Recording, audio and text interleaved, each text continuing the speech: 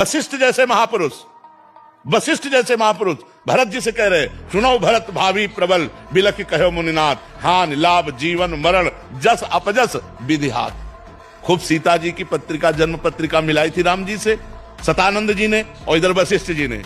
कहीं योग नहीं था कि 14 वर्ष का वनवास होगा, लेकिन होना था, हो गया। जो होना, इतने बड़े बड़े महापुरुषों के बीच में जो होना है उसे होना ही है महाराज, ये भी नहीं रोक सकते।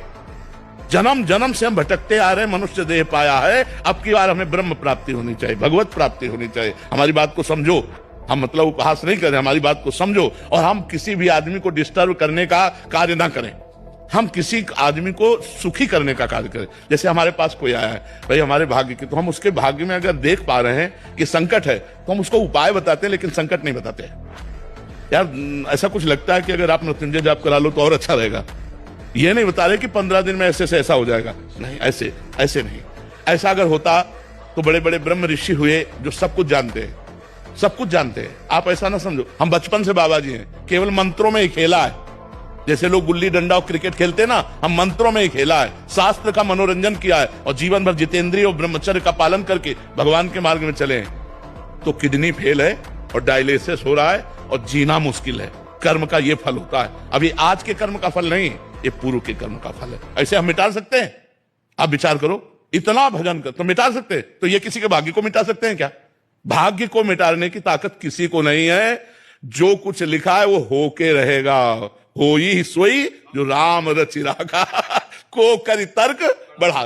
तो अस कई जपन लगे हरिनामा, भगवान का नाम जप करो, इसी में मस्ती है। एक बार हमने एक शराबी को प्रणाम किया था, शराब पिए था, हम गंगा किनारे बैठे गंगा जी की तरंगों का आनंद ले रहे थे मंत्र जपते हुए। उस समय 22-24 की जो भी अवस्था और नई अवस्था थी, तो खड़ा हो, तो मतलब एक कौतूहल, उसकी गंध से तो समझ गए शराब पिए। हमका क्या करेगा, तो खड़े हुए, ये स्वभाव शुरू से रहा है जी। बोले कहाँ ले जाएगा बाबा जी, क्या फर्क पड़ता है, ले चलो। वो ले गया, वैकुंठ धाम ले गया, वहाँ ब्रह्मावर्त बिठूर में है वैकुंठ धाम, वो पास में ही था। और भगवान की छवि को ऐसे नशे में ही बोल रहा है। बोला देख रहा है इनको, तू कौन है? तुमका भगवान। किसके बने? तो भगवान तो भगवान होते हैं। बोले नहीं, जो मैं बात पूछ रहा हूँ असली बता। हमका संगमरमर। बोले ये क्या है? उनका संगमरमर। बोले समझ ले, एक पैरों के नीचे रौंदा जाता है और एक भगवान बन के पूज रहा है। क्यों? ये तिल तिल काटा गया लेकिन टूटा नहीं। ये टूटा नहीं तो आज भगवान बन के पूज रहा। टूटना नहीं जीवन में। हम उसे पंचांग प्रणाम किया था, जैसे संत को प्रणाम करते हैं कि भगवान नाटक करके शराबी का मुझे उपदेश कर रहे हैं। अगर उपदेश सही मिले तो एक शराबी का भी उपदेश मान ले रहा। तो हमको बात माननी है, वो कहीं से भी हो। अगर सही बात बोल रहा है तो हमें शिक्षा लेनी चाहिए।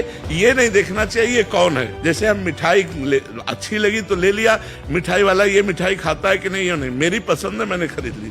तो अच्छी बात मुझे जहां से मिले वहां से स्वीकार करना चाहिए। वो छोटा व्यक्ति हो, वो संसारी व्यक्ति हो, या वो पागल आदमी भी हो, तो भी हमें स्वीकार करना चाहिए, अच्छी बात स्वीकार करना चाहिए।